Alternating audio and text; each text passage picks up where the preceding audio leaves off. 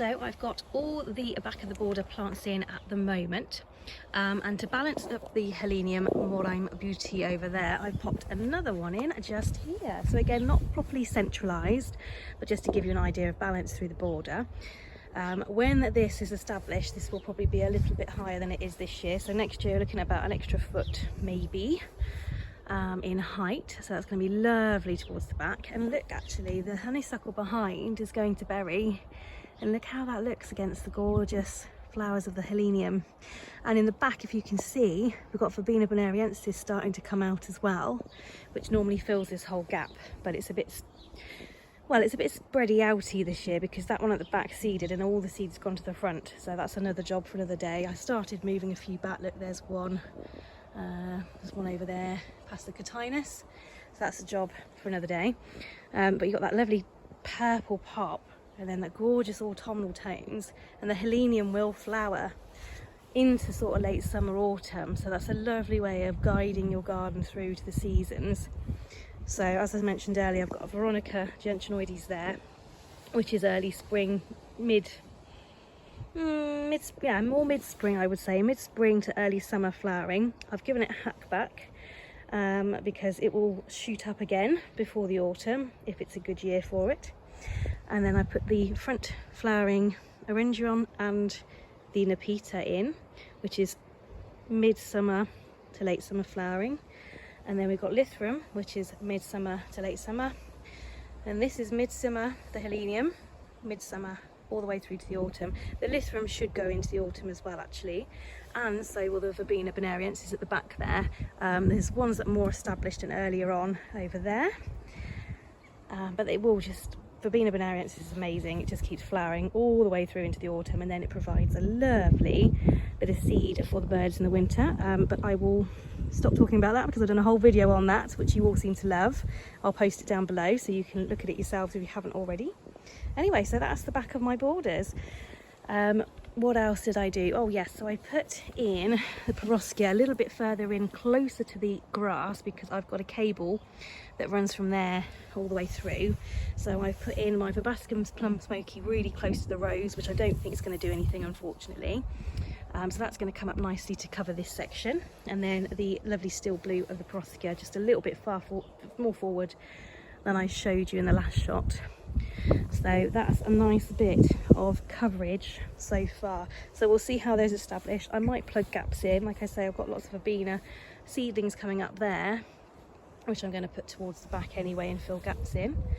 A nice bit of cow parsley coming up all on its own there too, so that'll be nice and tall. I shall leave that to its own devices.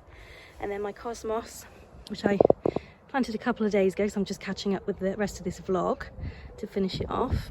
They're not really doing too much at the moment, looking a bit sad. It's because I left them so long to plant them out and pot them on, but they'll get there. Anyway, so hopefully that'll be filled with beautiful cosmos colour, and a couple of zinnias as well, which are flopping at the minute because of the amount of rain we've had. There's some more cosmos there. You see the other Lythrum there, which is looking really nice against the Hypericum. Oh, and the Morime Beauty, if I move in. Look at that lovely rich tone of colour. Gorgeous! And then if I lift up, you can see our Hydrangea Limelight in the background as well. So it's all about depth of colour. It's a good way. I'm hoping you're learning some tips here or getting some ideas for your own gardens on how you can get depth of colour and heights for a cottage style garden by moving plants like the Verbena, and we moved the Buddleia that had self-seeded itself at the front of the border, which I showed you earlier on. Verbena bonariensis, which is just a self-seeder and amazing for our garden every year. So good for so many different gardens. So pushing any seedlings of that back, and then adding in stuff that either I've bought full price or I've managed to rescue and bought on sale. So this garden is being built gradually over time.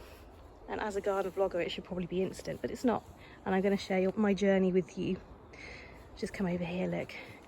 See this gorgeous height here and the colours.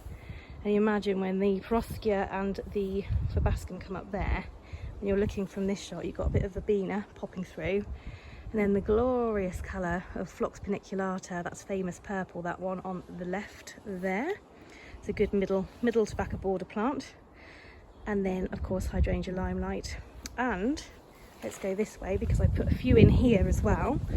So to really ping and pop, I've got the new Delphinium in there, which is looking absolutely stunning against that crisp, creamy hydrangea. That's only meant to get up to about 50 centimetres, but because we're sort of petering, that's where our pyramid is there, and we're kind of still high but petering out a bit more as we go down.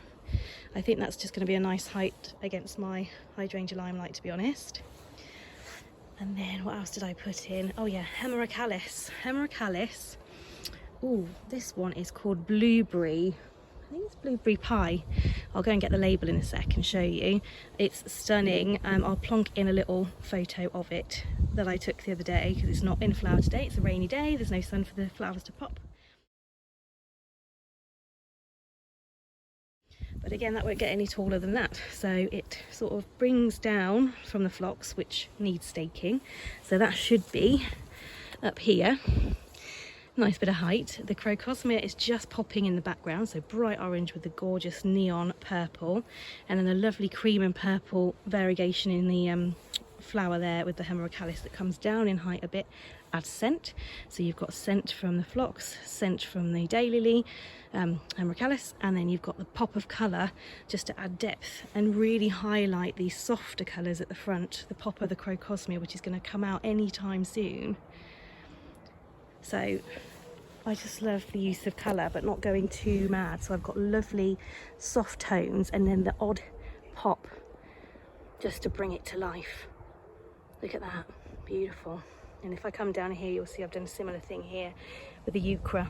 So the steep is quite wafty and calming, and then the Veronica gentianoides, gorgeous foliage, and of course those beautiful, delicate, light blue flower spikes from end of spring into early summer, and then that contrasting deep plum purple, looking gorgeous. And then coming around here, I've put in another helenium. Now this one is only a dwarf helenium. Again, I'll find the label and I'll plonk it in as I'm talking about it. So this is only 45 centimetres in height, so that's why I put it towards the front. And I know that's a bit odd, but actually it's not going to be at the front, it'll be more in the middle, because I'm going to take this out and bring it more round, so about a foot off the edge, maybe a bit more, just to extend this out a little bit and make it a little bit deeper here, but not too much. So that's just the perfect height for when I've done that. So will these be, and then again it'll graduate down as we get sort of narrower this end and deeper that end. So there we go, that's the plan. So I'm hoping that even in a few weeks time, if we've got some really good weather going on at the moment, it's a bit stormy, but nice warm summer rain, warm weather, bit of sun, bit of cloud, bit of wind, which really helps anchor, get the roots going. There's a bit of wind, plants feel like they need to anchor themselves in a bit more, so you'll have good root systems if you put anything in when it's windy. Look at them go, woo, wafting about in the wind, the helenium and the grasses. Yeah, so we're starting to get there, aren't we, guys? But like I say, I hope this is helpful to anybody listening to my waffle. I'm just trying to describe what I'm doing and how I'm applying sort of design rules to my border that I'm building gradually over time. It's quite achievable, really. So yeah, there we go. It's looking nice, isn't it?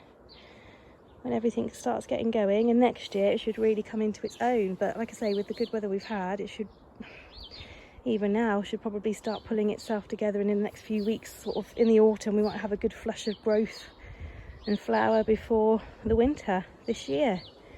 And then we can see how everything settles in as well, and then see what gaps we've got to fill next year, which is always exciting. So yeah, lovely. Let's go back round here just to finish the vlog off. Look at that. Isn't that just the dreamiest? Wafty grasses with a solar lantern, beautiful Nepeta, a Rigeron wafting in the wind, lovely calming silvers and blues, and then a pop of red just to wake you up and add a bit of depth. Hey. That's like one of those fun mirrors, because it's got a bend in it. It's not flattering at all. There we go. Right, thank you so much for listening to my waffle. I hope it was helpful for some of you. I'll try and categorise it, maybe put some chapters in so you don't have to listen to the whole thing if you don't want to. But yeah, this is how I'm building my border. So just summary, go for a pyramid, height in the middle to graduate down every single side. Still keep a bit of height in, but getting sort of lower or maybe stable as you go along the border to give you nice depth, height, cover, colour, and mixing textures as well. Different flower shapes, foliage shapes, different leaf forms, grasses, evergreen shrubs, just to give you a nice mix. There we go. Thank you so much for watching, guys. Do subscribe for more of my cottage garden videos and vlogs. I've also got a little garden vlog that's a bit more relaxing to watch, that is just flowers coming out in my garden every month with no waffle whatsoever. And I've also got how-tos and DIYs as well on my channel, so do have a look through, subscribe and give me a like if you are loving what you're seeing today. Thank you guys, I will see you next time.